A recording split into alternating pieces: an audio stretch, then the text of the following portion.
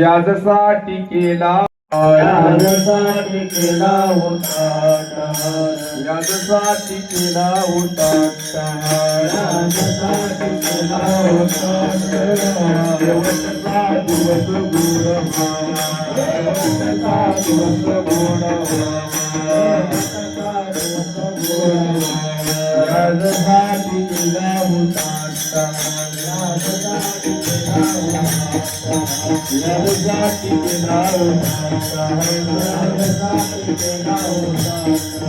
देवता दिवस गोड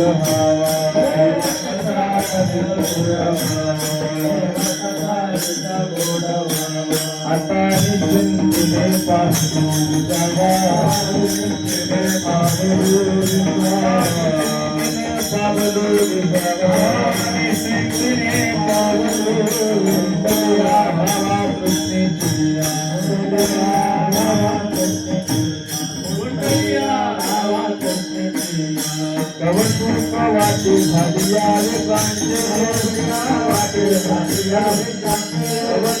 वाटे झालिया रे वाटे झालिया रे नाम मंगळाचे दोन्ही गुणे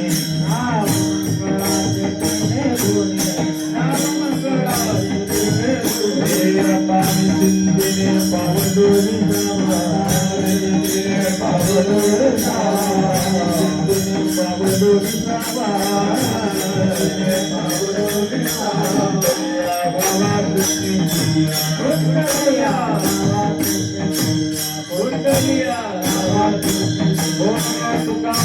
मुक्ती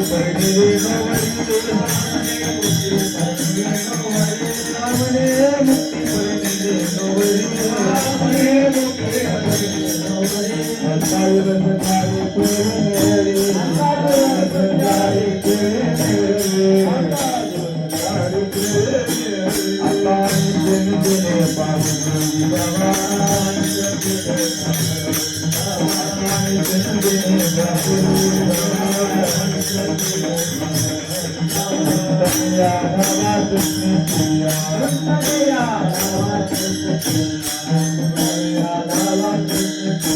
हरि गोपाल कुमारी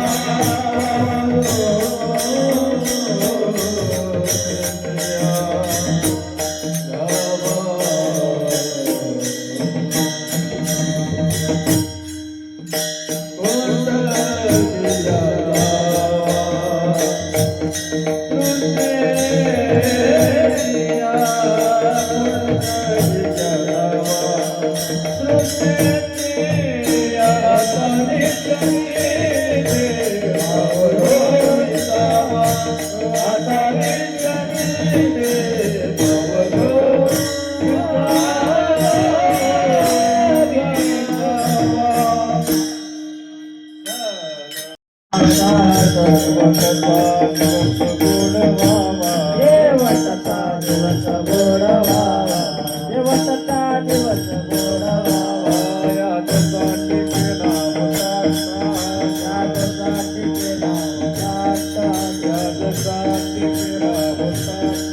यासाठी केला होता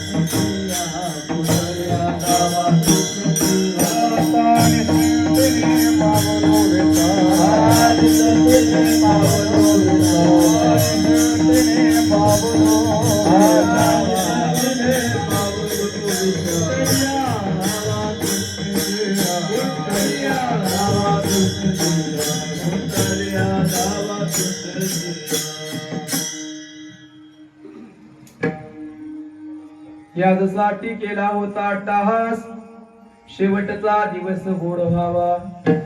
आता निश्चिंतीने पावलो विसावा, खुंटलिया घावा तृष्णेची कौतुक वाटे झाली या वेचांचे नाम मंगळाचे देणे गुणे. आता निश्चिंतीने पावलो विसावा, खुंटलिया धावा तृष्णेची तुका मने मुक्ती परिनीली नोवरी. आता दिवस चारी खेळी वेळी, आता निश्चिंतीने पावलो विसावा, कुंटलिया धावा तृष्णेची समचरण सरोजम. सांगणीला मुदाभम जगरणे तपानी मंडनम मंडनानाम. तरुण तुलसीमालां कंदरं कंजनेत्रं, सदैधवलास्यं श्री विठ्ठलं चिन्तयामि. पांडुरंगा करू पांडुरंगा करू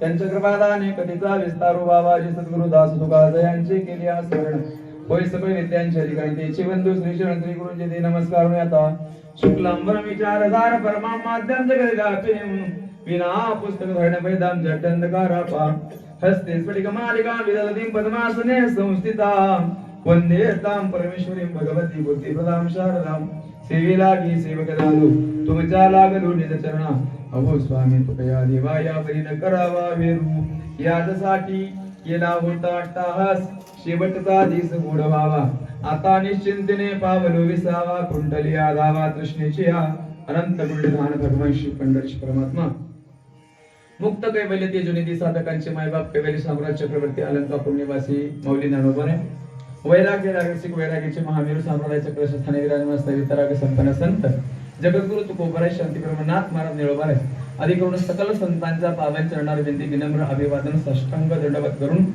उपस्थित सर्व श्रोते वर्ग मातृवर्ग असतील सर्व पितृवर्ग असतील किंवा सर्व मायबापांच्या सर्व वारकऱ्यांच्या शरणी साष्टांग दंडवत करून मस्तक हे पायावरी या वारकरी संतांच्या आज कार्यक्रमासाठी जे गुणीजन कलाकार मंडळी उपस्थित आहेत आपल्या भागातले सर्व भागातून आलेले परिसरातून आलेली बाहेरगावून आलेली सर्व भजनी मंडळ असतील गावातली भजनी मंडळ असतील तसं तर आपल्या गावातलेच भजनी मंडळ जवळजवळ 100च्या आसपास आहेत महाराज आहे ना 100 ते 125 भजनी मंडळ तर आपल्या गावातलेच आहेत मला वाटते अजून बरेच खाली बसून आहेत काय बाहेरून पाठिंबा देत आहेत काही उभा आहेत भरपूर एकदम पारमार्थिक असलेलं गाव असल्यामुळे आता भरपूर टाळकऱ्यांचं इथं काही टाळकऱ्याला कमी नाही आहे तरीही बाहेर गावून आमच्या दत्ता भाऊंच्या प्रेमासाठी बाहेर गावून आलेली सर्व भजनी मंडळ असतील गावातली भजनी मंडळ असतील बाहेर गावून आलेली सर्व कलाकार मंडळी माझ्यासोबत आलेले आमचे दत्ता महाराज कोल्हेकर आमचे उमाकांत महाराज आहेत युवा कीर्तनकार आमचे ज्ञानेश्वर महाराज आहेत बळीराम महाराज आहेत आता गावातले सर्व आणि प्रदंगाची सुंदर साथ देण्यासाठी आपल्या इकडच्या परिसरामध्ये सगळ्यांना ज्ञात असलेले आमचे सुरेश महाराज आहेत बाकी सर्व कोडगाळवाडीहून आलेली भजनी मंडळ भगवानवाडीहून आलेली भजनी मंडळ हच्ची कामटहून आलेली भजनी मंडळ आणि दादांचं एक नाव राहिले ना अशोक महाराज राहिले बघा आहे का नाही नाहीतर ती नाहीतर रुसून बसतील माझं नाव घेतलं नाही म्हणून आमचे अशोक महाराज आहेत अत्यंत गोड सर्व वातावरण आणि आता आपण कशासाठी जमा झालो इथं सगळ्यांना ज्ञात आहे आमचे परम आदरणीय परम ज्येष्ठ आमचे बंधू दत्ताभाऊंची आई म्हणजे सोनाबाई वामनराव मोघे यांच्या पुण्यतिथीच्या निमित्तानं आपण सर्वजण इथं जमा झालो आईचं नावच सोनाबाई आहे आणि एक सोन्यासारखं रत्न जन्माला घातलंय बघा दत्ताभाऊ आहे का नाही अत्यंत गोड माणूस आहे महाराज वारकऱ्यावर कसं प्रेम करावं वारकऱ्यांची कशी सेवा करावी या घराण्याकडून शिकलं पाहिजे आई आता नाही पण आईला समाधान वाटत असेल यांचं कार्य पाहिल्याच्या नंतर इथं आला नाही मला वाटते एकही महाराज नसेल आहे का नाही महाराष्ट्रातला असेल कर्नाटकामधला असेल सगळ्या महाराजांची सेवा करण्याचं काम आणि मी तर इकडे कर्नाटकमध्ये कोणत्याही भागामध्ये कोणत्याही जरी गावात आलो ना तर आमचे दत्ताभाऊ आवर्जून माझ्यासोबत उपस्थित राहतातच आणि इथं आलं का अगोदर सांगतात महाराज आपल्याकडे आलं पाहिजे अत्यंत सर्व महाराज वारकऱ्यावर प्रेम करणारे हे घराणे आणि मला वाटते हे संस्कार जर पुरी दिले असतील तर ते यांच्या आई वडिलांनी दिले असतील मला तर असं म्हणायचं यांना धन्यता देण्यापेक्षा धन्य माता पिता तयाची यांच्या माता पितांना धन्यता दिली पाहिजे सगळ्यात विशेष उपस्थिती म्हणजे ज्यांचा सगळ्यांना परिचय आमचे व्यंकट महाराज सुद्धा आज कार्यक्रमासाठी उपस्थित आहेत त्यांच्याही चरणावर दंडवत आणि आपल्या सगळ्यांना आपल्या पूर्ण कर्नाटक भागामध्ये मीडियाच्या माध्यमातून पोहोचणारे आमचे परम आदरणीय परम मित्र माझ्यावर ज्यांचं खूप प्रेम आहे बंधुवत प्रेम आहे आमचे प्रदीप दादा यांचं युट्यूब चॅनल आहे मनोभावी कीर्तन सेवा त्यांच्या चॅनलला ज्यांनी सबस्क्राईब केलं नाही केलं तर असेलच पण ज्यांनी केलं नाही त्यांनी सबस्क्राईब करा पुन्हा आपल्याला हा कार्यक्रम पाहता येईल आणि सगळ्यात विशेष म्हणजे आमच्या सगळ्यांचा आवाज तुमच्यापर्यंत पोहोचवण्याचं काम आता कर्नाटकमध्ये ज्यांची माईक सिस्टीम अत्यंत गोड आणि अत्यंत प्रसिद्ध असणारे आमचे बाळूदादांची सुद्धा सिस्टीम आहे सगळं वातावरण एकदम छान आहे फक्त वरच्याने फक्त 1 तास वातावरण शांत ठेवलं पाहिजे म्हणजे बस झालंय का नाही वरच्यानं सुद्धा सुंदर साथ दिली दिवसभर अन्नदानाचा कार्यक्रम चालू होता आता ज्ञानदानाचा कार्यक्रम हे सगळं झालं पाहिजे महाराज आणि एका आईच्या पुण्यतिथीच्या निमित्तानं पोरानं हे काम करणं हे महत्वाचं आहे ते केलंच पाहिजे बघा एकटं सांगू तुम्हाला आई जिवंत असताना बऱ्याच लोकांना कळत नाही पण आई गेल्याच्या नंतर मात्र तिची किंमत कळते साधू संतांना वर्णन करून सांगितलंय बाबांनो देव प्रत्येकाच्या घरी त्याला यायला जमत नाही म्हणून प्रत्येकाच्या घरामध्ये 2 देव प्रत्येकाच्या घरामध्ये प्रत्येकाच्या जीवनामध्ये देवाने दिले आणि प्रत्येकाच्या घरामध्ये देव म्हणजे आपली आई आणि आपली बाप आहे त्यांची सेवा जिवंतपणे तर केली पाहिजे आणि मेल्याच्या नंतर सुद्धा त्यांना पुण्य प्राप्त झालं पाहिजे याच्यासाठी प्रत्येक पुत्राचं ते कर्तव्य आहे आणि ते कर्तव्य अत्यंत सुंदर अशा रीतीने आमचे दत्ताभाऊ पार पाडत आहेत.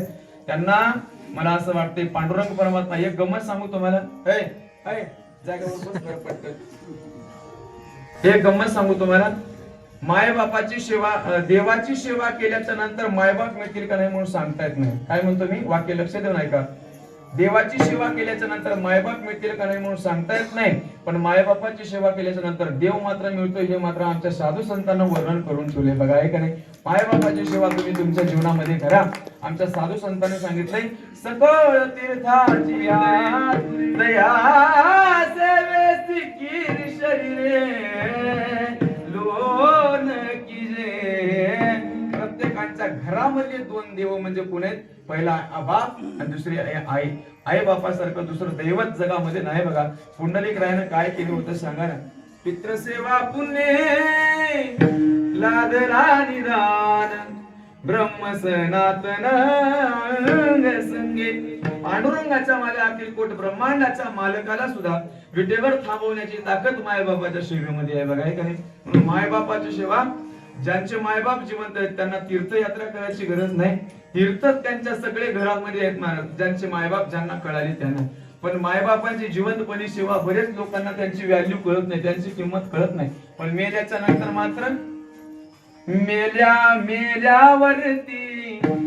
रडतो कशाला उगीच तान नको देऊ कशाला. एका आईचं म्हणणं आहे बरं का. एका आईचं मेल्याच्या नंतर ती म्हणते अरे जिवंतपणी मला कधी विचारलं नाही, कधी मला गोळी आणून दिली नाही हॉस्पिटलमध्ये म्हणजे मेडिकल मध्ये जाऊन, कधी मला चहा बिस्किट साठी विचारलं नाही, कधी मला जेवलीस का म्हणून विचारलं नाही. मेल्यानंतर तावो पडून रडून काय उपयोग आहे सांगा ना. अरे जिवंत असताना तर सेवा कराच, पण मेल्याच्या नंतर सुद्धा मायबापाची सेवा केली पाहिजे, करत राहिले पाहिजे. आपलं परम कर्तव्य म्हणून प्रत्येक मुलानं आपल्या आई वडिलांची सेवा केली पाहिजे. त्या आई वडिलांच्या सेवेतून आई वडिलांच्या उपकारातून कृतज्ञता व्यक्त करण्यासाठी म्हणून पुण्यतिथीचा कार्यक्रम आमच्या दत्ताभाऊंना अत्यंत गोड अशा वातावरणामध्ये त्यांनी हा कार्यक्रम नियोजन केलाय. आणि आईची सेवा मी यांना पाहिले, हे असताना सुद्धा मी इथे येत होतो, आता तर ते नाहीये. पण एक सांगतोय काही यांनी जे प्रेम केले ना वारकऱ्यावर, आता दत्ताभाऊंच्या माध्यमातून कळतंय की हे वारकऱ्यावर किती प्रेम केले असेल. प्रत्येक वारकऱ्यांची सेवा मी अगोदरच सांगले की वारकऱ्यावर कसं प्रेम केलं पाहिजे, वारकऱ्याची सेवा कशी केली पाहिजे या घराण्याकडून शिकलं पाहिजे बघा. आहे का नाही. कसं असतंय जिवंत असताना आपल्याला बऱ्याच लोकांची मायबापाची किंमत कळत नाही, पण आई सारखं दैवत या जगामध्ये दुसरं कोणतं नसते बघा. आई गेल्याची किंमत कधी कळते माहित आहे का. एखाद्या प्रत्येक आपल्या मुलीला माहेर कुठपर्यंत असते मायानं माहित आहे का तुम्हाला. माहेर जोपर्यंत आपली आई जिवंत आहे ना तोपर्यंतच माहेर असते बघा.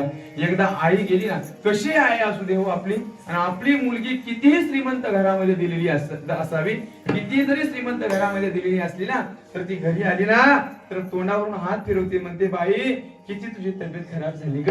हे विचारणारे कोण असते सांगा. हे विचारणारी फक्त आई असते. घरी आल्याच्या नंतर कितीही गरीब घराण्यातली आई असू दे बघा, किती जरी घराण्यातली गरीब घराण्यातली जरी आई असली ना, जाताना काही का असना फुल ना फुलाची पाकळी म्हणून एक झंपराचं पीस तरी ती दिल्याशिवाय पाठवत नाही बघा आईला. आहे का नाही. काही ना काही घरामधली वस्तू तिच्या बॅग मध्ये टाकेल. किती करोडपती जरी घराण्यामध्ये दिलेली आई असली म्हणजे मुलगी असली ना तर तिला वाटते माझ्या लेकीला माझ्या बाळाला काही कमी पडू नये. ही फक्त अंतःकरणातून प्रेम करणारी ती आई असते बघा. म्हणून प्रत्येक मुलीचं माहेर हे आई जिवंत असेपर्यंतच असते. आई एकदा गेली किंवा प्रेमाचा सागर आपल्या जीवनामधून संपला म्हणून समजा बघा. नाही का नाही.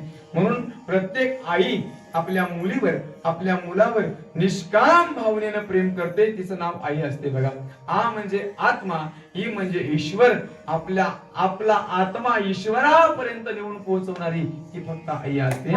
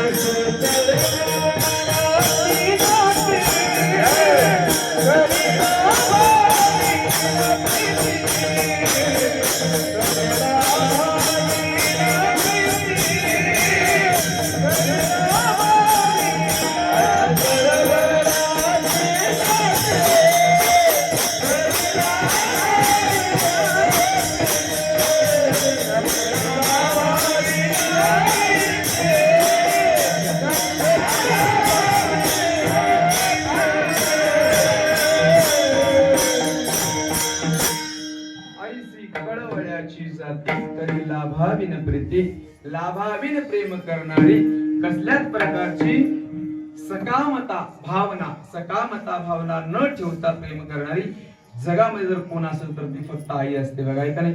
मला वाटते आई गेल्याच्या नंतर माणूस पूर्णपणे पोरका होतो. तिच्या हातावरचा प्रत्येकाच्या डोक्यावरचा एक मायेचा सागर आटल्यासारखं होते बघा. म्हणून ती आई जीवनामध्ये जोपर्यंत आहे तोपर्यंत स्वामी तिन्ही जगाचा आई विना भिकारी आमच्या साधू संतांना वर्णन केले, कवीनं वर्णन केले. या जगामध्ये निष्काम भावनेने एक गंमत सांगू, तोंड पाहून प्रेम करते तिचं नाव प्रेयसी आहे. लग्न झाल्याच्या नंतर प्रेम करते तिचं नाव बायको आहे. पण मुलगा जन्माला येण्याच्या अगोदर जर कोण प्रेम करत असेल ना तर ती आई करते बघा. पोटामध्ये असतानाच मुलगा आहे का मुलगी आहे हे माहित नसताना सुद्धा प्रेम करते तिचं नाव आई असते.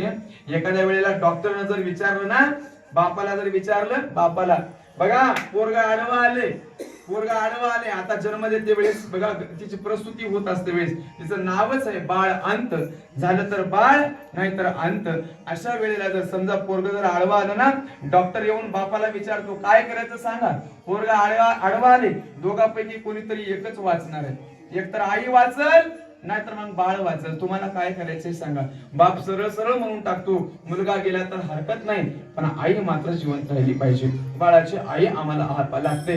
पण तेच प्रश्न जर आई जवळ जाऊन जर डॉक्टरांनी जर विचारलं ना तर आई सरळ सरळ म्हणते डॉक्टर साहेब मी मेले तरी चालेल पण माझं पोरग जिवंत राहिलं पाहिजे. एवढं निष्काम भावनेनं प्रेम जर कोण करत असेल ना तर ती आई आहे.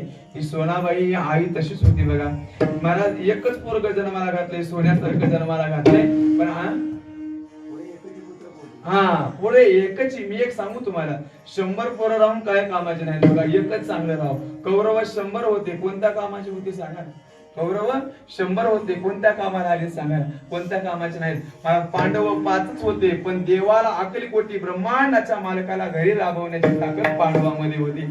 5 पांडव बरे का 100 कौरव बरे ना. गल्लीनं लोळणारे 5-10 पोरं जन्माला घालण्यापेक्षा गळ्यामध्ये सुंदर पवित्र तुळशीची माळ घालून पंढरीची वारी करून वारकऱ्याचं सेवक करणारं एकच पोरग भरपूर झालं बघा. आहे का नाही? कशापैकी आमचे दत्ताभाऊ आहेत आणि त्यांनी आईच्या पुण्यतिथीच्या निमित्ताने आईच्या उपकारातून तसं तर कोणीच उत्तीर्ण होऊ शकत नाही, कोणीच नाही होऊ शकत बघा. कारण तिचे उपकार एवढे आहेत ना, आपल्या रक्ताचं दूध करून तिनं पाजवलेलं असते महाराज. आपल्या रक्ताचं दूध करून आपल्याला स्तन पाजवलेलं असते. आपल्या चमडीचे कातडी करून जरी तिच्या पायामध्ये घातली ना. आमच्या व्यंकट महाराजाचं पण आईवर खूप प्रेम आहे. परवाच मी फेसबुकला पाहत होतो, आईला असं पाटावर उभा करून महाराजांना असं प्रदक्षिणा घातली होती. महाराज प्रदक्षिणा शाही स्नान करून घातलं होतं. आणि आईच्या मला वाटते आईच्या नावावर सुंदर अशा 100 पारायण त्यांनी ज्ञानेश्वरीची केली, 101 काहीतरी पारायण सुद्धा केली. आईवर प्रेम कसं असावं महाराजांकडून शिकलं पाहिजे. आईवर प्रेम केलं पाहिजे महाराज. का केलं पाहिजे? कारण आई ही आईच असते, आहे का नाही? तळप त्या उन्हात रक रक त्या रानात राहिली समाजासाठी कष्टाच्या घामात कधी मिळेल मुठभर घास, कधी घडे तिला उपवास, ओल्या मातीतून चालताना तुडविले काट्याचे फास. आई माझी मायेचा सागर दिला तिने जीवना आकार. नबीची चांदणी तुग चंदराची कोर, शीतल तुझी छाया मला हवी जीवनभर. त्या शीतल छायेत मध्ये उभं आयुष्य जगेल. आई देवा पाशी निघ, आई तुलाच ग मागेन. आई माझी मायेचा सागर दिला तिने जीवना आकार. एक सांगू तुम्हाला, हे म्हणलं नाही पाहिजे या गादीवर, पण प्रसंग तो आहे म्हणून म्हणलंय. आणि तसं मी म्हणत पण नाही, कविते वगैरे म्हणायचं नसते, पण प्रसंग आईचा असल्यामुळं म्हणले, दुसरं काहीच नाही. जोपर्यंत ती आहे ना तोपर्यंत तिच्या प्रेमाची किंमत कळत नाही. तुझ्या या उपकाराची मला जाणीव झाली नाही, अनमोल जन्म दिला गाई तुझे उपकार फिटणार नाही. तुझे उपकार फिटणार नाही. तिच्या उपकारातून उत्तीर्ण आपण होऊ शकत नाही, पण तिच्या उपकारातून उत्तीर्ण होण्याचा प्रयत्न तरी केला पाहिजे. आपल्या चामड्याची पूर्ण कातडी म्हणजे चप्पल करून जरी त्यांच्या आई वडिलांच्या पायामध्ये घातली ना, तरी त्यांच्या उपकारातून उत्तीर्ण न होण्यासारखे उपकार त्यांचे आपल्यावर असतात. म्हणून माणसानं थोडं का होईना, आहे का नाही, समुद्र आपल्याला नाही उचलून आणता आलं, कमीत कमी उग समुद्रामधलं थोडं पाणी आणायला काय हरकत आहे सांगा.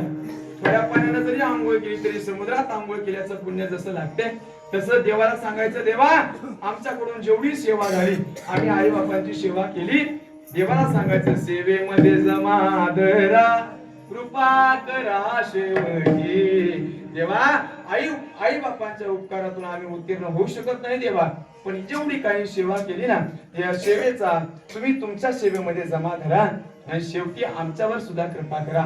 एवढीच भगवंताच्या चरणी प्रार्थना करायची. प्रत्येकाने एवढं ठरवायचं महाराज, आई वडिलांचं अंतःकरण दुखेल असं कधी जीवन जगायचं नाही, कधी जीवन जगायचं नाही. एक सांगू तुम्हाला, सध्याचा काळ काय चाललाय विचार करून बघा ना. सध्या नाही ती पूर्ण काम करतायत महाराज. आई वडिलांचं कोण ऐकायला तयार नाही. माता पिता को कोई नहीं माने, औरत का बहुमान. आई रे बेमान दुनिया, आई रे बेमान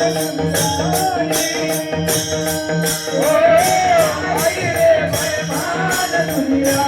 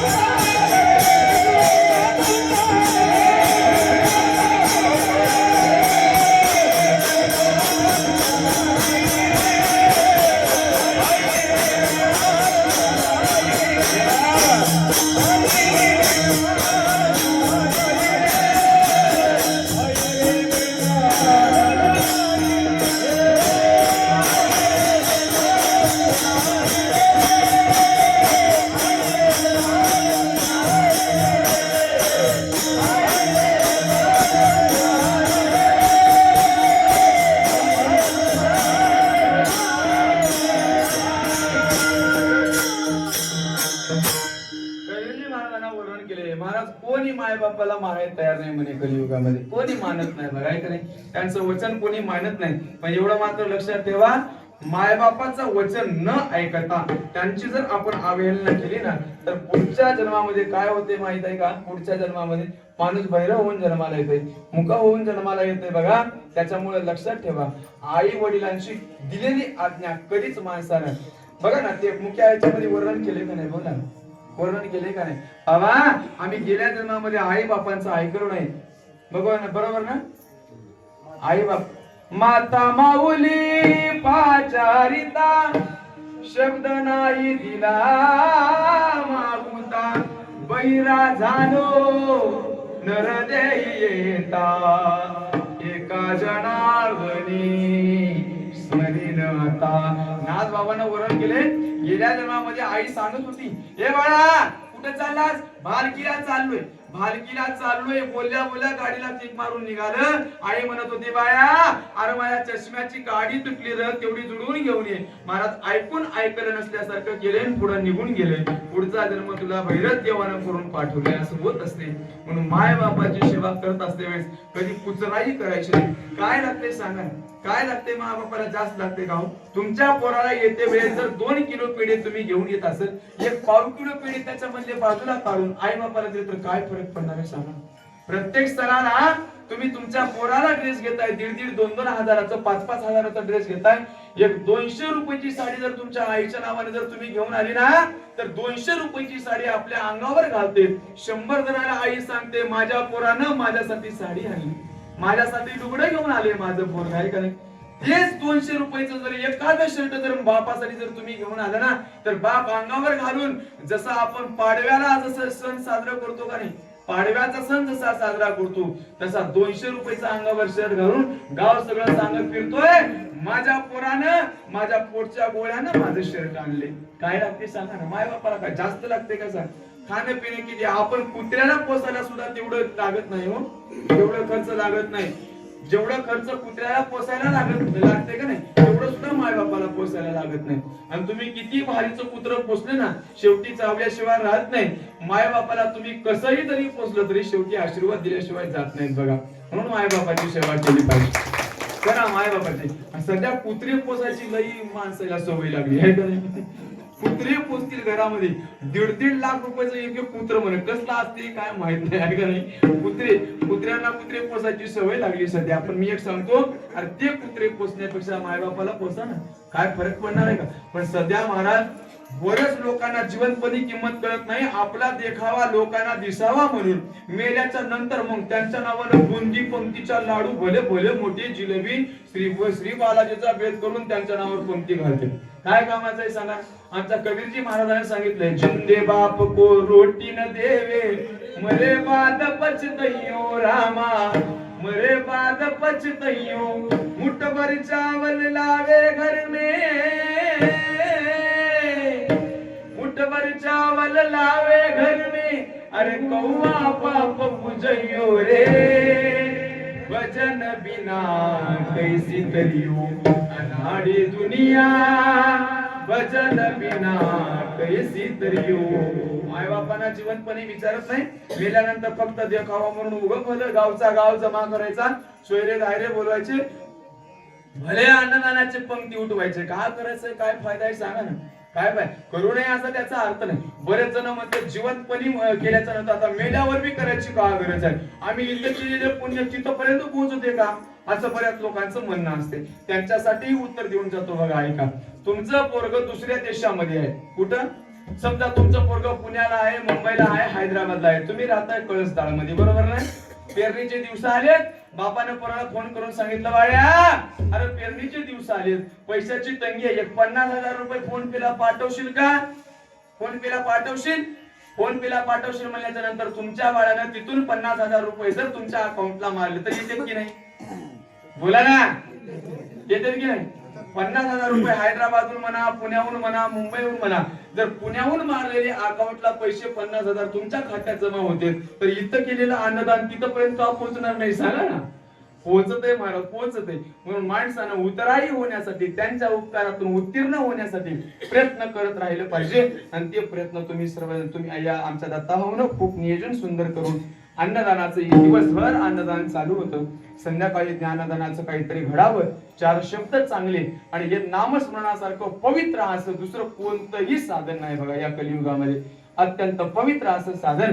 आणि पहिलीच पुण्यतिथी आमच्या सोनाईच्या नावानं आमच्या दत्ताभाऊनं अत्यंत सुंदर नियोजन करून बाहेरगावचे सर्व वारकरी बोलून सोयऱ्या धायऱ्यांना बोलून सुंदर असं नियोजन केले. भगवान परमात्म्याचा आशीर्वाद आणि आशीष सद्बुद्धी भगवान परमात्मा त्यांना देवो एवढंच सांगतोय. आणि सेवेला सुरुवात करू. बघा सेवेसाठी निवडलेला अभंग जगद्गुरु तुकाराम महाराजांचा अत्यंत महत्वाचा आपण आपल्या जीवनामध्ये कशासाठी अट्टहास केला हा सांगणारा अभंग आहे. या अभंगाच्या माध्यमातून तुकाराम महाराजांनी सांगितलंय मी माझ्या जीवनामध्ये आतापर्यंत जो अट्टहास केलाय तो याच गोष्टीसाठी केलाय. कशासाठी? शेवटचा दिवस गोड व्हावा. माणसाचं मरण हे शेवट नसते बघा. आणि एक सांगू तुम्हाला इथं मृत्यू लोकांमध्ये आलेल्या प्रत्येक माणसाला मरावं लागतं हे मात्र ठरलेलं आहे. जो माणूस खाटेवर आलाय तो ताटीवर जाणारच आहे एवढं मात्र लक्षात ठेवा. इथं किती जरी प्रयत्न केले ना तर माणूस राहू शकत नाही. किती काही करा. तेल चमेली चंदन साबुन तेल चमेली चंदन साबुन चाहे लगा लो सेंट जगत में नहीं है परमानेंट जगत में नहीं है परमानेंट. काही लावा या देहाला काही मारा किती सजवा किती काळ्याचं पांढरं करा पांढऱ्याचं लाल करा काय का नाही. तुटलेले दात बसवा. माणसं एवढे भारी हुशार झालेत का नाही महाराज काही गाडीत म्हणा. पण एक सांगतो ऐका तुम्ही दिसायला जवान दिसाल 60 वर्षाचं जरी झालं तरी तुम्ही 16 वर्षाच्या पोरासारखे दिसाल. पण तुमचं वय थोडंच कमी होणार आहे. बोला ना 60 तर 60च राहणार. एक सांगा वरच्या यादीमध्ये तुम्ही जरी मरणारा एक गोष्ट सांगतो ऐका मरणारा तुम्ही विसरले पण एवढं मात्र लक्षात ठेवा आपल्या मरणाचा काळ ठरलेला आहे. मरणाची वेळ ठरलेली आहे. मरणाची जागा सुद्धा ठरलेली आहे. प्रत्येकाने लक्षात ठेवा. आपण मरणाला विसरलोय पण मरण तुम्हाला विसरलं नाही. घडी घडी काळ वाट याची पाहे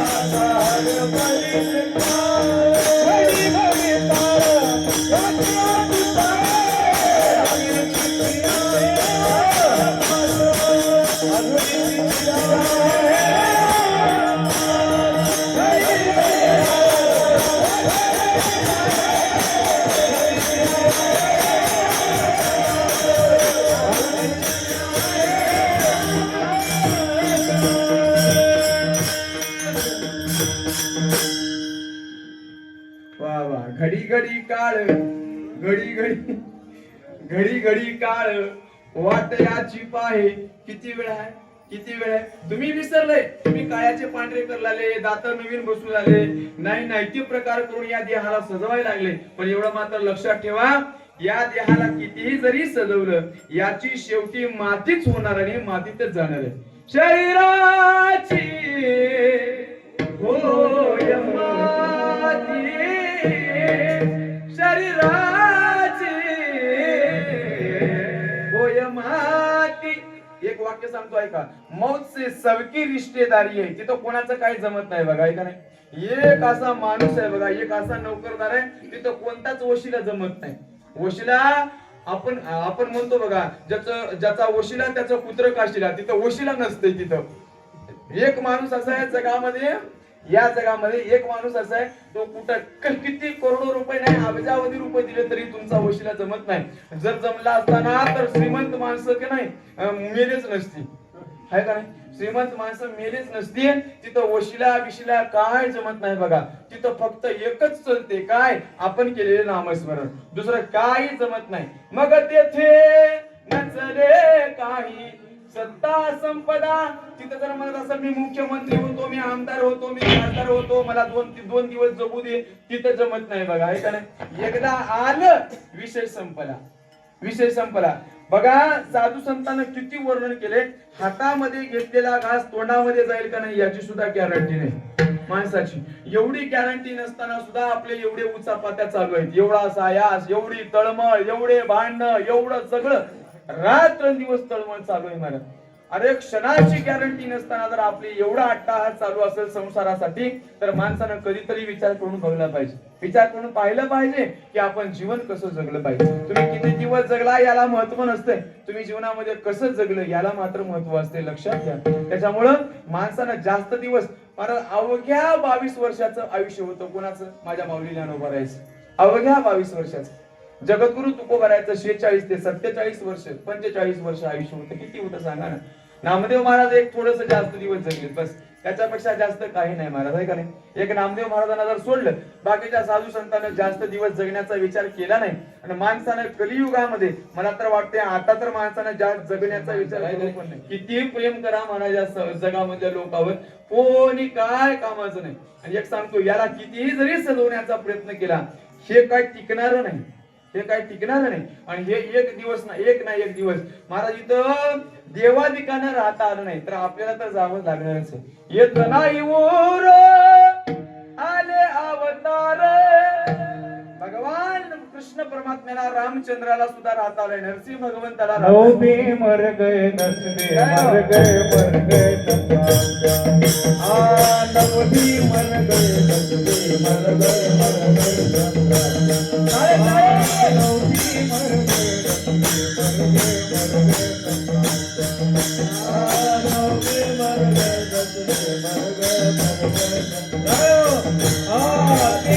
गोटे देवता मर गए बड़े काल के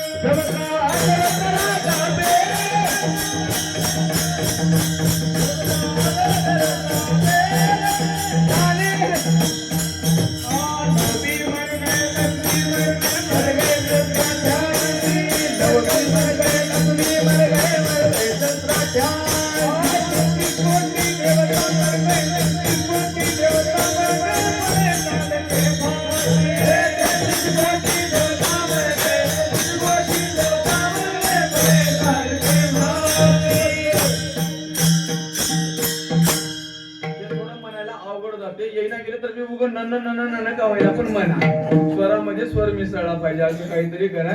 आपण केलेली चोरी लोकांना कळाली नाही पाहिजे, एवढं तरी करा, आहे का नाही.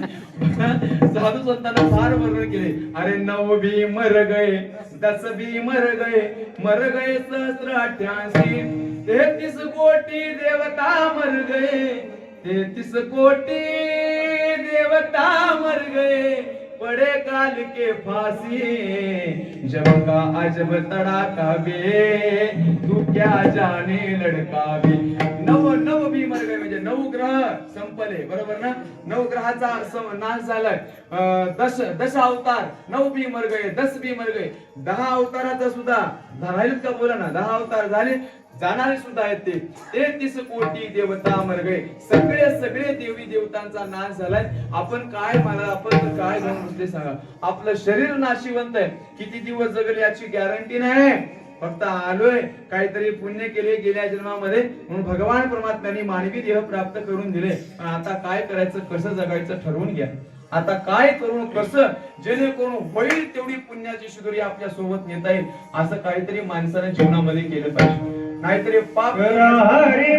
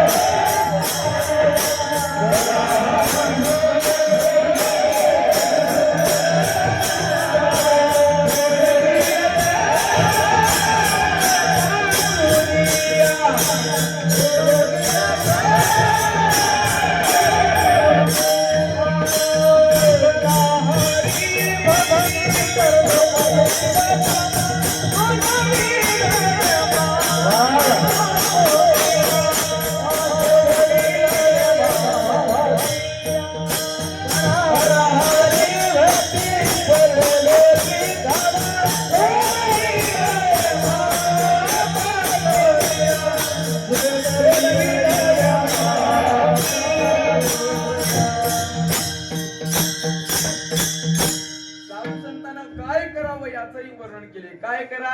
माणूस म्हणून जन्माला आता तुम्ही हे करा हरी भक्ती, जेणेकरून आपल्याला परलोकात सुद्धा कामाला येईल असं काहीतरी करा.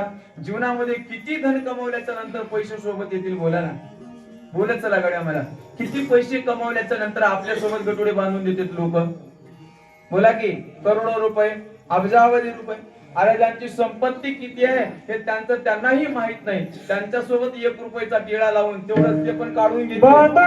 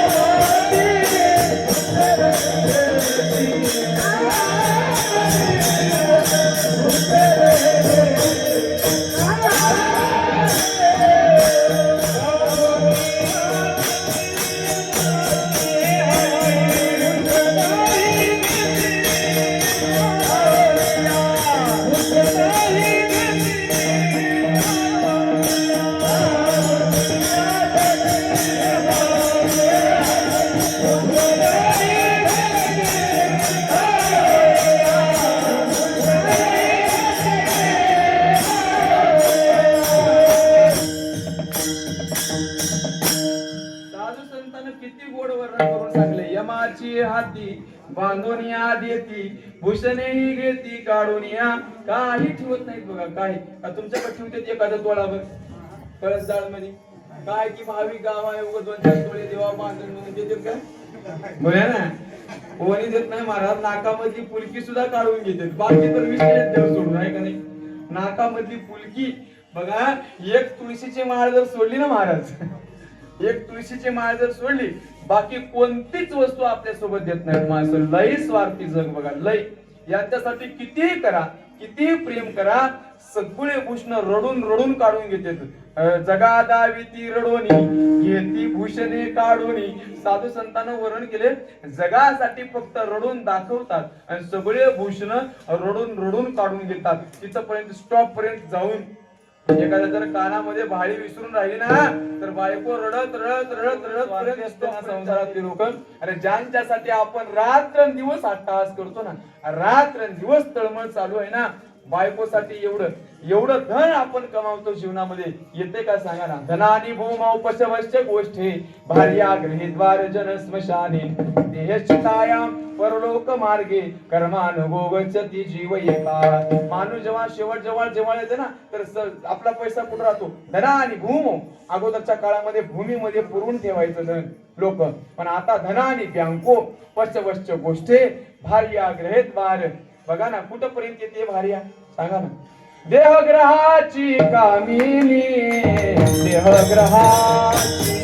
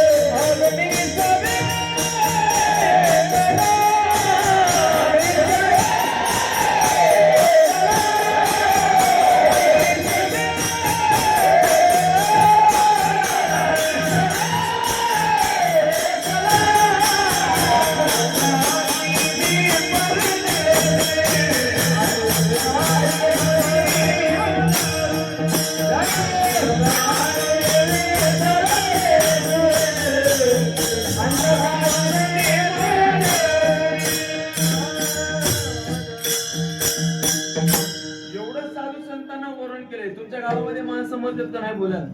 मग गावामध्ये कसं माणसं एवढं डोळ्यासमोर मरतात लोक, एवढं सगळं त्याच्या सोबत करतात तरी माणसं सुधरत नाही. एक पाहता एकाची दने सावध त्यागुने कारे नवा. साधू संतांना वरण केले बाबा, डोळ्यासमोर जळणारे माणसं तुम्ही डोळ्यानं पाहिलं का नाही बोला ना. आपण आपल्या हाताने जाळून येतोय हो माणसाला स्मशानभूमीमध्ये जाऊन, हाताने जाळून येतोय पण तरी सावधान होत नाही. साधू संत सांगतात बाबांनो, अरे डोळ्यासमोर माणूस मेल्याच्या नंतर दहने म्हणजे चुलीचं जाळ नाही, चुलीचं जाळ पाहत नाही तुम्ही, माणूस जळताना डोळ्यानं पाहताय तरी तुम्ही सावध होत नाही. किती बेसावध झाले सांगा ना, किती बेसावध आहे तुम्ही सांगा ना. आपल्याला दोन ठिकाणी सावधान केले जाते बरोबर ना. एकदा सावधान केलं होतं, अजून शेवटी एकदा सावधान साधू संतांनी केले. एकदा म्हणतात बघा आता बोला बोला बोला सगळ्याला पाठ आहे, तेव्हा बी आपण सावधान होत नाही. बघा ते एकाने सांगितलं होतं, लग्नामध्ये घोडी कशासाठी जाते नवरदेवाला, शेवटचा चान्स जर पळून जायचं असलं तर बघ. रामदास स्वामी पळून गेले होते लग्नामधून, तेव्हा एकदा सावधान केलं जाते, पुढं लय भारी भारी आहे तुला लय लय मोठे मोठे दुःख भोगावं लागणार आहे. बघ जमलं तर बघ, टांग मार, हातात निघून जा. म्हणून त्याच्यासाठी गोळी राहते. तेव्हा सावधान होत नाही. डोळे झाकून आयुष पोट महाराज भर उन्हाळ्याच्या दिवसामध्ये धवच्या धवल पोट घालते. कसं गरमी होत नसेल लोकायला नवरदेवाला. बोला इथं नुसतं पातळ ड्रेस घालून वाटाकलो आपण तर दुनियाची गरमी होते. पण कोण्या नशेमध्ये राहते काय माहित नाही आहे का नाही. एवढं धवल पोट घालून तसंच उभा टाकते उगा असो. खुबाटा पुढे गेल्यावर कळते तुला. आता बरं वाटते पण बघ काय होते काय नाही. सगळं कळते माणूस, सगळं पळून सुद्धा माणूस. तिथे एक सावधान केलं जाते. आणि शेवटी साधू संतांना बरोबर केले. बाबांनो आयुष्य खा तो काळ सावधान. सावधान व्हा रे बाबा. रात्र दिवस काळ तुमचं आयुष्य खायला लागले. तुमच्या मरणाची वेळ, तुमचा काळ, तुमचा दिवस, तुमची जागा सुद्धा सगळी ठरलेली आहे. तुम्हाला एक गमत सांगू, माणूस मरतो हे नवल नाही हो. काय म्हणतो मी? माणूस मरतो हे नवल नाही. माणूस मरेपर्यंत माझा भगवान परमात्मा तुम्हाला जगवतो हे नवल आहे. त्या जगामध्ये हे नवल करण्यासारखी गोष्ट आहे. आपण मरेपर्यंत जगतो हेच मोठी गोष्ट आहे मला. आणि एक गमत सांगू, आपल्याला आपण म्हणतो मरण आलं मरण आलं. मरण आलं नाही, आपण मरणापर्यंत गेले. लोकांचे उलट चालले. एखादा माणूस जर इथून कळसदाळ मधून चढला बसमध्ये म्हणा, ट्रॅव्हल्स मध्ये म्हणा, कार मध्ये म्हणा, बसला का आपण पंढरपुरापर्यंत जाऊन पोहोचतोय. आणि तिथं गेल्याच्या नंतर लोक म्हणतात पंढरपूर आलं पंढरपूर आलं पंढरपूर आलं. पंढरपूर येते का? ते सोलापूर जिल्ह्यामध्येच आहे पंढरपूर. बरोबर ना? आपण पंढरपूर पर्यंत गेलं. बरोबर ना? आपण पंढरपूर पर्यंत जातो. तसं मरण आलं मरण आलं मरण आलं नाही, आपण मरणापर्यंत गेलं. बरोबर ना? आपण तिथपर्यंत जात असतो. आणि कितीही याला चुकवण्याचा प्रयत्न केलं, चुकत मात्र नाही एवढं मात्र लक्षात ठेवा. तुला काही पाजत करले, तुला करे रखवाली, तुला काही पाजत करले, तुला करे रखवाली. उड़ जाएगा एक दिन पंछी, रहेगा पिंजरा खाली, पिंजरा खाली, हो पिंजरा खाली. साधू संतांना फार गोड वर्णन केले. बाबांनो याला कितीही जरी जपण्याचा प्रयत्न केला तरी हे जाणार आहे. गरुडाची आई बिमार पडली म्हणून. कोण? गरुडाची आई बिमार पडली. गरुड म्हणजे काय सामान्य आहे का? बोला ना. भगवान श्री विष्णूला हरवण्याची ताकद गरुडामध्ये होती. म्हण किती बलशाही असेल गरुड. विचार करून बघा ना. गरुडाची आई बिमार पडली. आता शेवट काळ जवळ यायला लागलाय. आईला विचार, रोज गरुड येऊन विचारायचा, आई कस काय वाटते आज, तुला बरं वाटते का? आईला सांगावं आज थोडस बरं वाटते. अजून उद्या गेलं, आजचा दिवस गेला का उद्या पुन्हा गरुडाने विचारावं कसं काय वाटते आई, बरं वाटते का? रोज येऊन तब्येतीची विचारपूस करायचा गरुड. महाराज एक दिवशी आईनं सांगितलं म्हणले गरुडा म्हणे आज आहे का नाही, आज मला फार भीती वाटली. म्हणे कसं काय? असे काळे कुट्ट 4 माणसं आले होते म्हणे, रेड्यावर बसून आले होते. आणि त्यांना पाहिल्याच्या नंतर अशी माझ्या मनामध्ये भीती वाटली. मी थर थर थर थर थर थर कापत होते त्यांना पाहिल्याच्या नंतर. गरुडाला कळून चुकला आपल्या आईचे दिवस जवळ आले. आता नक्की हे घेऊन जाणार, यमधर्म येणार, माझ्या आईला घेऊन जाणार. त्याच्यामुळे गरुडानं काय केलं, मी काय कमी आहो का? म्हणलं भगवान विष्णूचं वाहन आहे मी काय कमी आहे? महाराज गरुडानं आपल्या आईला पाठीवर घेतलं आणि जप पळा. गरुडाचा वेग म्हणजे काय आपल्या गाडीसारखं 120 220 असं स्पीड नव्हतं. एका तासाला हजारो किलोमीटर गरुड पळत होता. म्हणजे एवढा वेग असणारा गरुड आईला घेतलं पाठीवर आणि निघाला महाराज कुठं? आईला लपवून ठेवण्यासाठी म्हणून. आईला लपवून ठेवण्यासाठी म्हणून जग पळायला लागले. रात्रभर गरुड पळत होता. रात्रभर गरुड पळाला आणि हिमालयाच्या कुशीमध्ये एका गुहेमध्ये आईला नेऊन लपवून ठेवण्याचा प्रयत्न करतच होता. पहाटे 5ची वेळ यम तिथं हात जोडून वाट टाकलाय. राम राम गरुड महाराज, राम राम गरुड महाराज. राम राम म्हणल्या गरुडाला असा राग आला आणि त्यानं सांगितलं काय मी एवढा लांब एवढा तकलीफ त्रास करून घेऊन इथपर्यंत आईला लपवून ठेवण्यासाठी आलं होतं आणि तो इथं पण आलं. यमधर्म गरुडाला सांगतोय काय सांगावं म्हणजे मला टेन्शन आलं होतं. कोणतं? मला असं टेन्शन आलं होतं की म्हणे या गरुडाच्या आईचं मरण तर या गुहेमध्ये लिहिलेलं आहे. इथपर्यंत लिहिलेलं आहे. इथून हजारो किलोमीटर वर गरुडाची आई आहे, तिथून इथपर्यंत कसं गरुडाची आई येईल आणि इथून तिला कसं मी घेऊन जाईल, हे माझ्या डोक्याला टेन्शन आलं होतं. लय म्हणजे लय टेन्शन आलं होतं. बरं झाले म्हणले गरुड महाराज, आमच्यावर उपकार केले, तुम्ही तुमच्या आईला इथपर्यंत आणून ठेवले. मला सांगा, आपल्या मरणाची जागा सुद्धा फिक्स झालेली आहे. तुम्हाला खरं सांगू, सोयरे धायरे सुद्धा रेडी आहेत. तुम्ही फक्त फोन लावून बघा. आपल्या नावाचं मडकं सुद्धा रेडी आहे, आपल्या नावाची सुतळी सुद्धा रेडी आहे, आपल्या नावाचे बांबू सुद्धा रेडी आहेत, आपल्या नावाचे जळायसाठी लाकडं बी तयार आहेत. सगळं काही रडायला सुद्धा माणसं तयार आहेत. फक्त तुम्ही मरून बघा.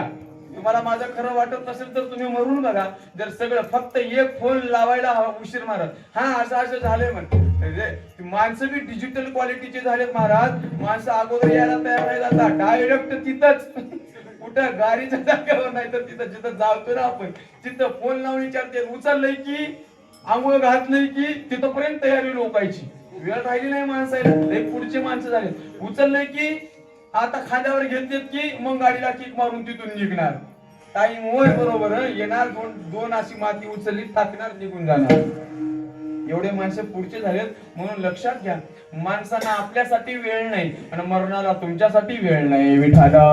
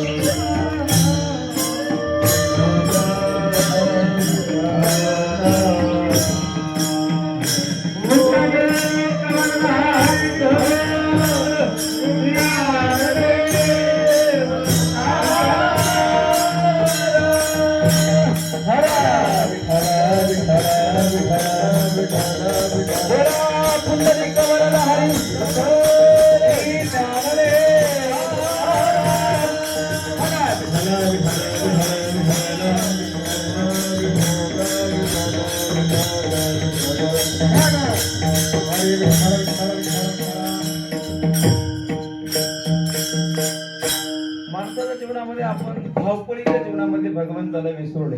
पण एवढं मात्र लक्षात ठेवा मायानो, ऐक, धावपळीच्या जीवनामध्ये आपण दोन गोष्टी विसरलोय, नाही विसरायला पाहिजे. कोणकोणत्या दोन गोष्टी सांगतो ऐका. एक, माणसानं आपल्या मरणाला, आणि दुसरं, मरेपर्यंत त्या जगवणाऱ्या भगवंताला कधी विसरलं नाही पाहिजे. काय सांगतो मी? दो बातन को भूल मत, दो बातन को भूल मत, जो चाहे निज कल्याण, दो बातन को भूल मत. कबीरजी महाराजांनी सांगितलंय कशाला? नारायण एक मौत को, दूजे श्री भगवान कबीरा, दूजे श्री भगवान. भगवंतानं आपल्याला जे जगवण्याचं, आपल्याला जो जगवतो ना, त्या भगवंताला आणि मरणाला माणसानं कधी विसरलं नाही पाहिजे. कारण हे येणार आहे, प्रत्येकाला येणार आहे, एवढं लक्षात ठेवा. आणि ते कधी येईल याची काही सांगता येत नाही. महाराज पंढरपूरला गाडी निघाली. पंढरपूरला जवळजवळ 60 ते 70 माणसं बसमध्ये होते. किती? 60 ते 70 माणसं गच्च भरलेली बस. पण काय झालं बघा, जाता जाता एक घाट लागलं वाटामध्ये.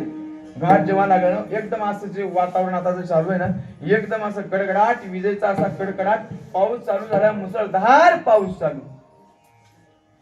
कशासाठी सांगतो बघा ऐका. मरण कसं असते, मरण मरण अय मरण कसं असते सांगतो. एकदम असा विजेचा कडकडाट व्हायला लागलाय. जवळजवळ 50-60 माणसानं भरलेली गाडी होती आणि त्याच्यामध्ये एक पायाळू माणूस होता. वीज बसाच्या जवळ येते, निघून जात पडला ना. मग आता गावातले कळसदालचे जे लोक होते त्यांना माहित राहते कोण कसं असते, कोण कसं असते, बरोबर ना. फक्त माझ्याकडे लक्ष द्या. कळसदालच्या माणसाला माहित असते कोण पायाळू असते, कोण डोकाळू असते, कोण कसं असते. सगळं आपापल्या गावातल्या लोकांना माहित असते ना. काही लोकांना प्रश्न पडला, त्याच्यामध्ये जे म्हातारे जे होते का नाही त्यांना प्रश्न पडला, पायाळू माणसाकडे वीज लवकर येते म्हणून, बरोबर ना. पायाळू माणसावर म्हणते बा मला काही माहिती नाही, पायाळू माणूस असतो त्याच्यावर वीज लवकर पडते म्हणे, म्हणून पायाळू माणसाचे जन्माला पायाकडून जे जन्माला आलेली माणसं असतात पावसामध्ये जास्त फिरत नाहीत, वीज पडण्याची शक्यता असते, बरोबर. मला ते पायाळू माणूस त्या बसमध्ये असल्यामुळं लोकांना वाटत होतं याच्यासाठीच वीज जवळ यायला लागली. काय म्हणतो मी, लोकांना ते 4 माणसं जमा झाले ते जे होते का नाही, वीज जवळ यायची निघून जायची, जवळ यायची निघून जायची. बसच्या बाहेर जर नाही काढलं तर काय होणार, सगळे जण मरावं लागते, बरोबर ना. सगळे जण मरावं लागते. महाराज विचार करायला लागले, टेन्शन आलं सगळ्याला. याला जाय म्हणावं तर वीज म्हणा, पण याला कळालं बाबूरावला. त्या बाबूरावला कळालं काही का असना गड्या म्हणला आपण एकटेच मेलो तर हरकत नाही, पण कमीत कमी 69 माणसं तरी वाचते. आपल्यासाठी जर 69 माणसाचा जीव जात असेल, आपली एकाची कुर्बानी द्यायला काही हरकत नाही, बरोबर ना. गाव सगळं नाश होत असेल एका माणसाने तर गावातून एकाला बाहेर काढलेलंच बरं पडते, बरोबर ना, बरोबर ना. हा तालुका एका गावामुळे जर तालुक्याचं नाव खराब होत असेल तर गावात ते तालुक्यातून गावच बाहेर काढलेलं परवडते, बरोबर ना. एका तालुक्यासाठी जर जिल्ह्याचं नाव खराब होत असेल तर तालुकाच बाजूला काढलेला परवडतो. या माणसानं तसाच विचार केला बाबूरावनं. विचार करतोय म्हणजे जाऊ दे, आपल्यासाठी जर 69 माणसाचा जीव जात असेल, आपणच एकटं माळकरी होतं विचार. गळ्यामध्ये पवित्र तुळशीची माळ घातलेलं, कपाळाला असा टिळा लावलेला, ऊर्ध्व पुंड्र भार कंठी शोभे माळ, वारी करायला चालले पंढरपूरची. गंमत अशी झाली बघा, हे खाली उतरलं, हे खाली उतरल्याच्या बसच पुढे जाय ना, पाऊसच तसा असा भारी म्हणाल, आणि ते असं वीज कडकड विजा कडकडायला लागले. बस एका जागेवरच थांबलेली, जाग्यावर थांबलेली. या माणसाने विचार केला, बाबा माझ्यामुळे एकट्यामुळे तुमच्या सगळ्याचा जर जीव धोक्यामध्ये असेल, मला खाली उतरून टाका. महाराज हे पायाळू माणूस जसा उतरून थोडस एक मला वाटते कासरा 2 कासरे काय पुढे केले की डायरेक्ट कडकन वीज पडली. कुठं, बसवरच. आणि जवळजवळ 69 माणसं जाग्यावर गेली बघा. तुम्ही म्हणाल कसं काय, या पायाळूचं मरणच लिहिलं नव्हतं ना त्या विजेपासून, म्हणून त्याच्यासाठी येत होती जात होती, येत होती जात होती, येत होती. मरण सांगू तुम्हाला, मरण कोणाचं कसं येईल सांगता येत नाही. त्याच्यामुळे माणसानं सावधान राहिलं पाहिजे. तुम्हाला असं वाटत असेल याच्यामुळं आमचं वाईट होतंय, कोणामुळं कोणाचं काहीच वाईट होत नसते. याच्यामुळं आम्हाला मरण आलं, याच्यामुळं आमचं वाईट झालं, कोणाच्यामुळं कोणाचं काही वाईट होत नसतंय. प्रत्येकानं लक्षात ठेवा, जीवन चांगलं जगण्याचा प्रयत्न माणसाने केला पाहिजे. जीवनामध्ये काय न्यायचं आहे आपल्या सोबत सांगा. काय न्यायचं नसताना माणसाची एवढी धडपड चालू आहे, आणि मरण ते तर कधी कोणालाही कसंही येणारच आहे. साधू संतांना सुद्धा जावं लागले. तुमचा आमचा विचार द्या सोडून. साधू संत सांगतात, बाबांनो जीवन, माणसं म्हणतात महाराज काय सांगावं, खाजून घ्यायला पुरसूत नाही. त्याच्याही पेक्षा पुढे जाऊन सांगू तुम्हाला, माणसं म्हणतात महाराज काय सांगावं, मरायला वेळ नाही. आणि ती आल्यावर सोडते, चप्पल सुद्धा घालून देत नाही. महाराज थोडं चप्पल घालून देत, थांब थोडस, असं तर असं सुद्धा म्हणता येत नाही.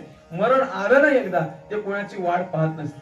मौत सबको आनी है, कौन इससे छूटा है, तू फना नहीं होगा, ये ख्याल झूठा है.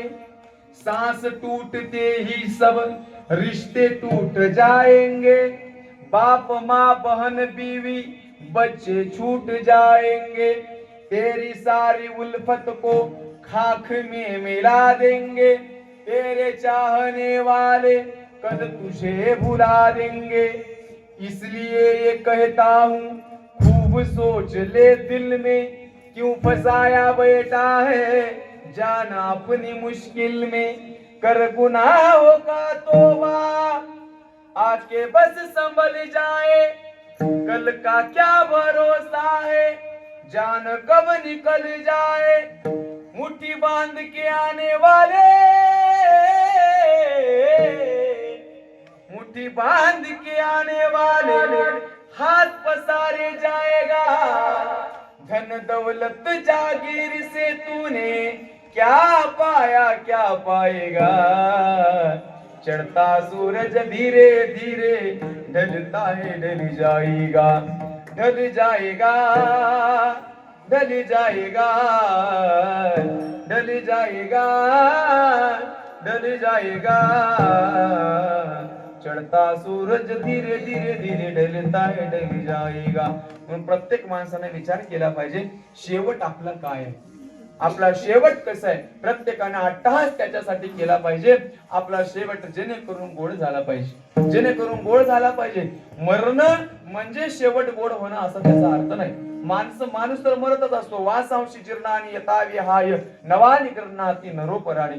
जसं माणूस कपडे बदलून बदलून मार्केटमध्ये मिळत असतो का नाही, तसं हे आत्मा शरीर बदलू बदलू आपल्याला भेटत असते.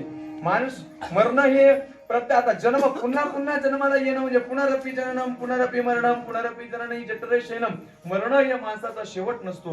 पण या माणूस जन्मामध्ये भगवंताला ज्या दिवशी तुम्ही पाहाल ना त्या दिवशी तुमचा शेवट गोड झाला असं समजा.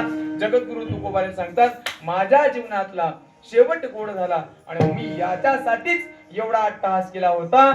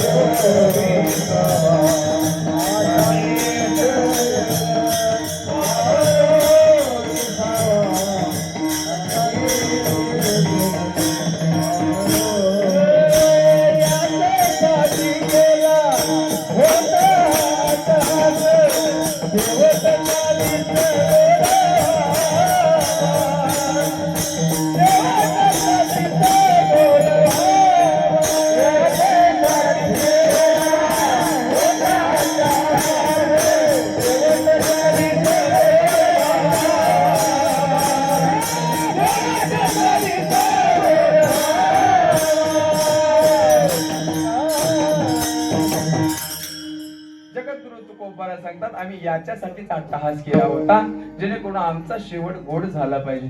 शेवट गोड होणं म्हणजे भगवंताचं दर्शन होणे, भगवंताची प्राप्ती आपल्या जीवनामध्ये होणे.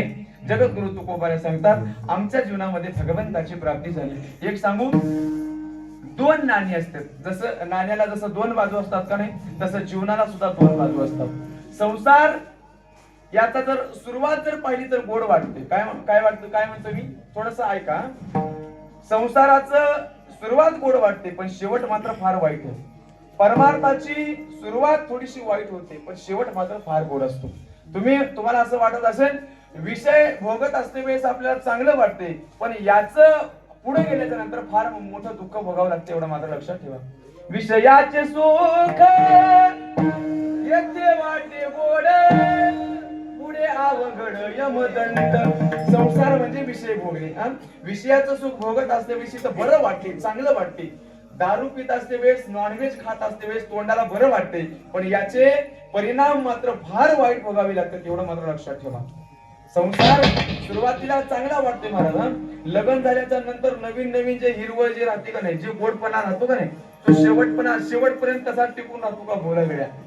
नवीन नवीन लग्न झाल्याच्या नंतर जो गोडवा राहतो, काय मजा असते महाराज. नवीन नवीन लग्न झाल्यावर किती दिवस, 1 ते 2 महिने, 2 ते 4 महिने लयच प्रेम ओसंडून व्हायचं तर एखादं पोरग होईपर्यंत. असं मी ऐकलं होतं बघा. पहिल्या वर्षी नवरा बायकोला बोलतो, बायको ऐकते. दुसऱ्या वर्षी बायको नवऱ्याला बोलतोय, नवरा ऐकतो. तिसऱ्या वर्षी दोघही बोलतात, गाव सगळं ऐकते. कळालं ना तुम्हाला? संसार संसार झाले ना तुझं? नाही येणार मी नाही, काळजी कामात नाही. ज्यांचं झालंय त्यांना बघा विचारून. संसार महाराज ज्यांचं झालं नाही त्यांना वाटते काय गोडवा आहे, काय सुख आहे, काय सुख आहे. पण एवढं मात्र लक्षात ठेवा, दुर्वली डोंगर साजिरा. जवळ गेल्यावर कळते कसले दगड आहेत, कसले कंटे आहेत. आणा पाठी मागे लागते. एवढं जीव लावून एवढं आपण तिला प्रेम केलं का नाही, ती बरी. अरे आपण एवढं जीव लावलोय, एवढं प्रेम केलोय, ती बायको म्हणते हे गाढव मेला असतं. काय झालं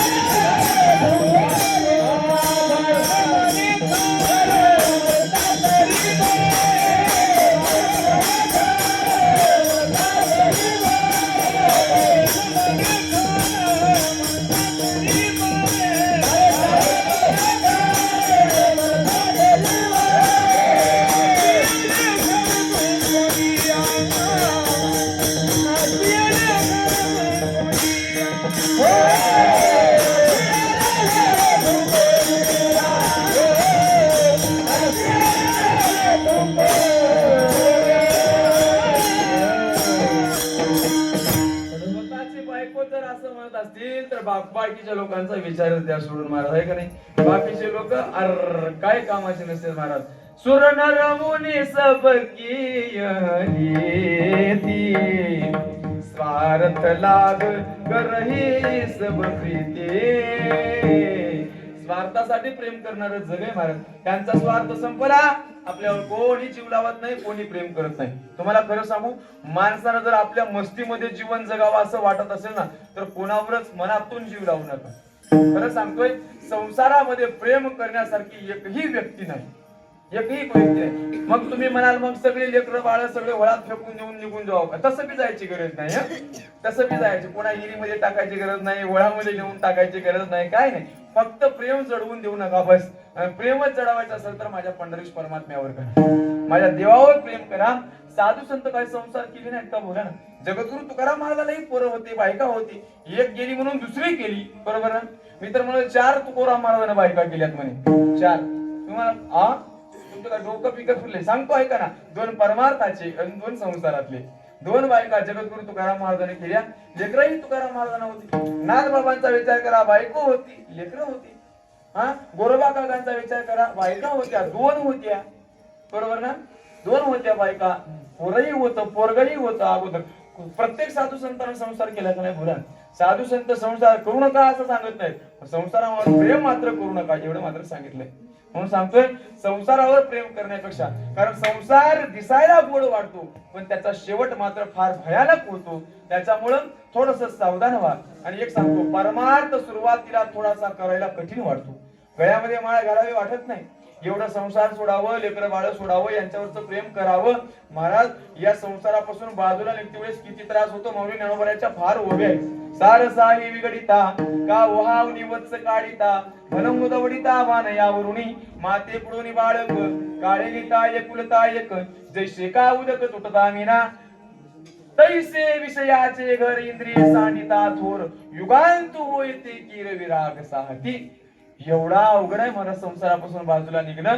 थोडसा अवघड निघायला म्हणजे निघायला बाजूला म्हणजे थोडा त्रास होतोय, पण एकदा निघलं पवित्र तुळशीची माळ गळ्यामध्ये गाठली, इकडे आल्यावर तरी माणसं गप्प बसतात. टाळ बरं आहे, नाहीतर हे तुझी माळ आणि हे तुझं टाळ म्हणलं की तिकडच आहे ना इकडच.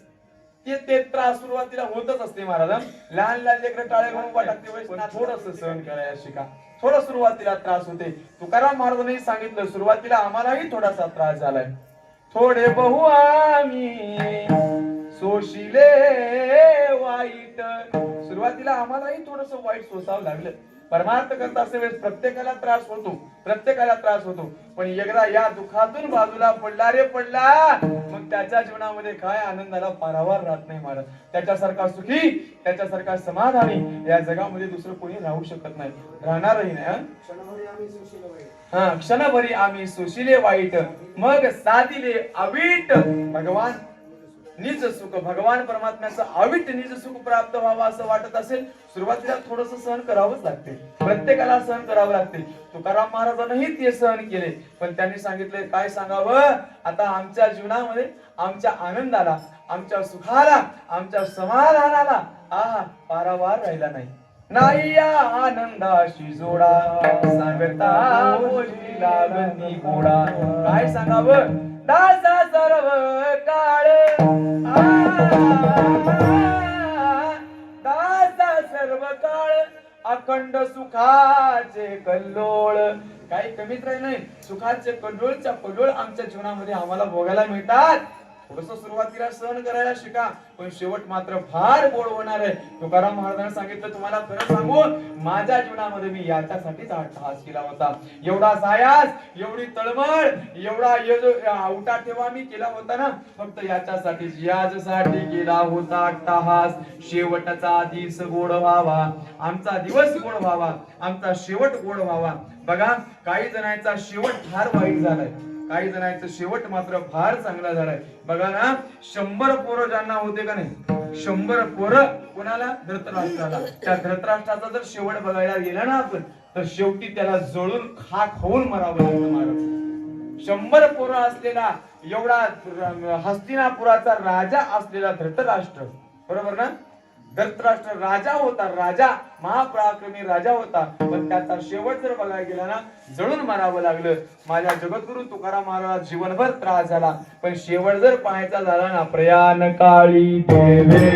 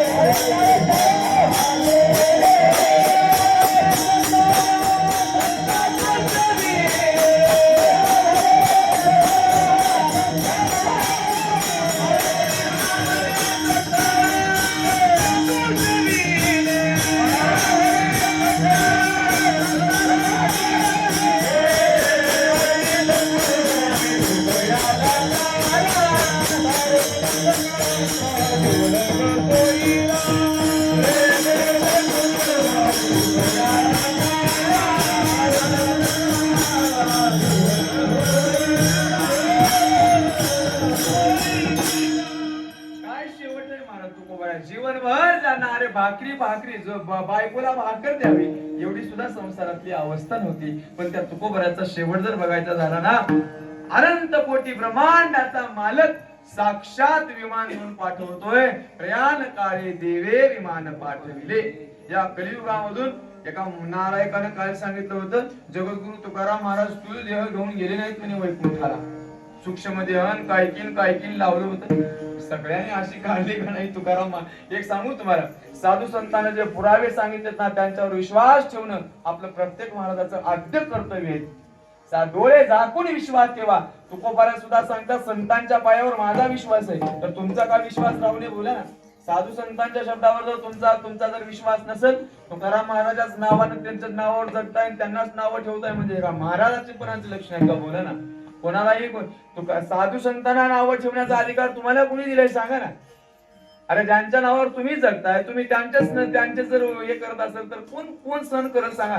अख्खा महाराष्ट्र पेटून उठलाय महाराज सध्या. महाराज त्याला अधिकार नाही म्हणे कीर्तन करायचं.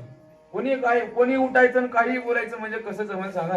पण आमच्या साधू संतांना वर्णन केले. माझ्या तुकाराम महाराजाला नेण्यासाठी साक्षात वैकुंठातल्या मालकानं वैकुंठातून विमान पाठवले. प्रयाण काळी देवे विमान पाठविले. कलीच्या काळामध्ये अद्भुत वर्तले. मानव देह घेऊनी निज रामा गेले. एका धर्मराजानं आपला स्थूल देह पूर्ण स्वर्गापर्यंत नेला होता. दुसरी माझ्या जगद्गुरु तुकोबा आहे. त्यांच्या या दोघांच्या व्यतिरिक्त धर्मराजाला सुद्धा पूर्ण देह नेता आला नाही. अंगुष्ठ त्या कर्मासाठी गेला. पण माझ्या जगद्गुरु तुकाराम महाराजांना अख्खाच्या अख्खा देह माझ्या भगवान परमात्म्याच्या निजधामापर्यंत घेऊन गेलाय. एवढा अधिकार कशामुळं, शेवट तो भला माझा बहु गोड झाला. आलो निजाच्या जगद्गुरु तुकोबारायाला नुसतं देव विमान पाठवले नाहीत म्हणून नाही महाराज. हाती धरोनिया देवे नेला तुका निजेते नाही लोका पराश्रम. जगद्गुरु तुकाराम महाराजांनी सांगितलंय, आम्ही जातो तुम्ही कृपा असू द्यावी. सकळा सांगावी विनंती माझी. वाढ वेळ झाला उभा पांडुरंग वैकुंठासी रंग. बोलावितो अंतकाळी विठो आम्हासी पावना. अंतकाळी विठो आम्हासी पावना.